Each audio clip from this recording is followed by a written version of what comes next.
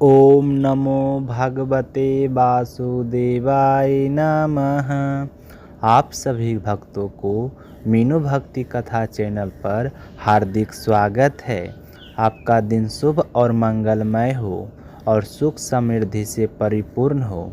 तो आज दिनांक 9 मई और दिन शनिवार है। तो आज ज्येष्ठ मास के कृष्ण पक्ष की 7वीं तिथि है। आज सूर्योदय का समय सुबह 5:34 पर होगा और सूर्यास्त शाम 7:01 तक रहेगा। तो ब्रह्म मुहूर्त सुबह 4:10 से 4:52 तक रहेगा तथा अभिजीत मुहूर्त सुबह 11:51 से दोपहर 12:45 तक रहेगा। वहीं राहु काल सुबह 8:56 से 10:37 तक रहेगा। तो अब आइए भक्तों, अब श्रद्धा और भक्ति भाव से सुनते हैं ज्येष्ठ मास कथा का आज का पावन अध्याय। राजा परीक्षित ने विनम्र भाव से कहा, हे भगवान, भगवान श्री हरि की लीलाएं अत्यंत अद्भुत और अलौकिक है। उन्होंने अपनी योग माया से एक बार मत्स्य अवतार धारण करके अनुपम लीला की थी। मैं उसी आध अवतार की दिव्य कथा सुनना चाहता हूँ।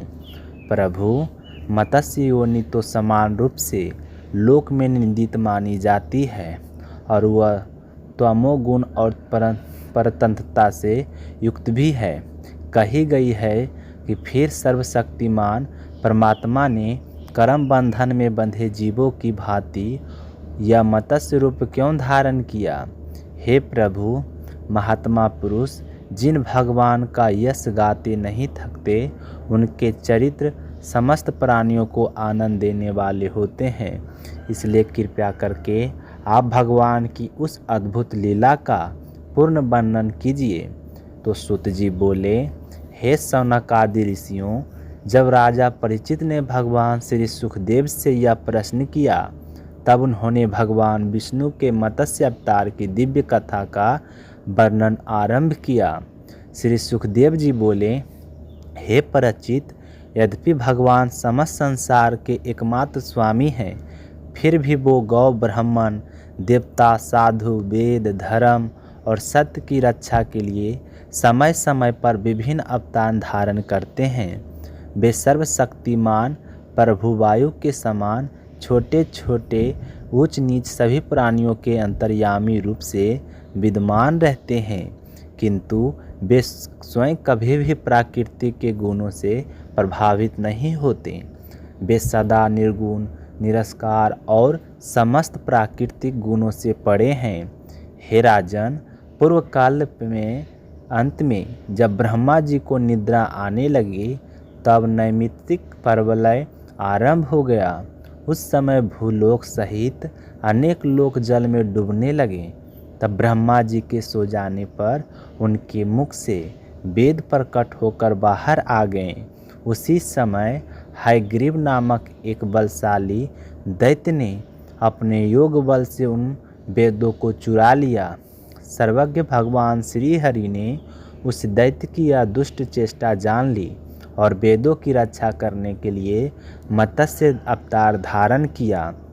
उस समय सत्यव्रत नाम से एक अत्यंत धर्मात्मा और भगवत भक्त राजा केवल जल का सेवन करके कठोर तपस्या कर रहे थे। वही सत्यव्रत आगे चलकर वर्तमान कल्प में विवस्वान के पुत्र श्राद्ध देव मनु के रूप में प्रसिद्ध हुए। एक दिन राजा सत्यव्रत कितमाला नदी में खड़े होकर जल से देवताओं और पितरों का तर्पण कर रहे थे। उसी समय उनकी अंजलि में जल के साथ एक अत्यंत छोटी मछली आ गई। राजा ने उन्हें पुनः नदी के जल में छोड़ना चाहा। तभी वह मछली अत्यंत करुण स्वर में बोली, राजन, आप बड़े दयालु और धर्मात्मा हैं। जल में रहने वाले बड़े जीव छोटे जीवों को खा जाते हैं। मैं अत्यंत भयभीत हूँ। कृपया करके मुझे इस नदी में मत छोड़िए, मेरी रक्षा कीजिए। तब राजा सत्यव्रत यह नहीं जानते थे कि वह स्वयं भगवान श्री हरि उन पर कृपा करने के लिए मत्स्य रूप में प्रकट हुए हैं। तो मछली की दीनवाणी सुनकर उनके हृदय में दया उमड़ पड़ी और उन्होंने उसकी रक्षा करने का निश्चय किया। वे उस छोटी मछली को अपने कमंडलू में रखकर आश्रम ले आए। लेकिन आश्चर्य, केवल एक ही रात में वह मछली इतनी बड़ी हो गई कि कमंडलू में उसके रहने का स्थान ही नहीं बचा। तब मछली ने कहा, राजन, अब मैं इस छोटे कमंडलू में बहुत कष्ट से रह पा रही हूँ। कृपया करके मुझे किसी बड़े स्थान पर रख दीजिए। तो राजा सत्यव्रत ने उसे एक बड़े घड़े में डाल दिया, किंतु कुछ ही समय में वह वहाँ भी अत्यंत विशाल हो गई। तब उसने पुनः कहा, राजन, यह घड़ा भी अब मेरे लिए छोटा पड़ गया है। मैं आपकी शरण में हूँ। कृपया करके मुझे किसी और बड़े स्थान में रखिए। तब राजा ने उसे एक विशाल सरोवर में छोड़ दिया, परंतु थोड़ी ही देर में मछली इतनी बड़ी हो गई कि उसने पूरे सरोवर को भर लिया।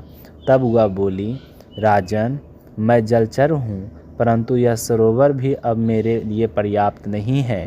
कृपया करके मुझे किसी और विशाल जलाशय में पहुँचाइए। तब राजा सत्यव्रत आश्चर्यचकित थे।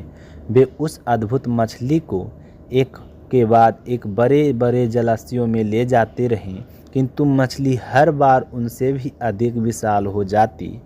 अंततः से वे उसे समुद्र में ले गए। तब राजा उसे समुद्र में छोड़ने लगे। तब मत्स्य रूपधारी भगवान बोले, वीर राजन, समुद्र में अत्यंत भयंकर मगर और विशाल जलचर रहते हैं। वे मुझे खा जाएंगे। कृपया करके मुझे यहाँ मत छोड़िए। तो भगवान की यह मधुर वाणी सुनकर राजा सत्यव्रत विस्मित और मोहित हो गए। उन्होंने दोनों हाथ जोड़कर कहा, प्रभु, आप कौन हैं जो मत्स्य रूप धारण करके मुझे मोहित कर रहे हैं? आपने एक ही दिन में सैकड़ों कोस विस्तृत सरोवर को भर दिया। ऐसा आश्चर्यजनक जलचर मैंने ना कभी देखा और ना ही सुना है।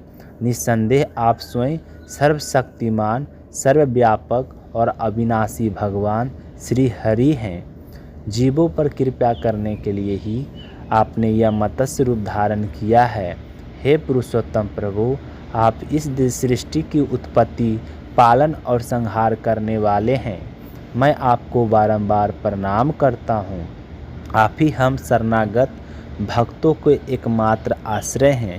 यद्यपि आपकी समस्त अवतार संसार के कल्याण के लिए होते हैं, फिर भी मैं यह जानना चाहता हूँ कि आपने यह अद्भुत रूप किस उद्देश्य से धारण किया है।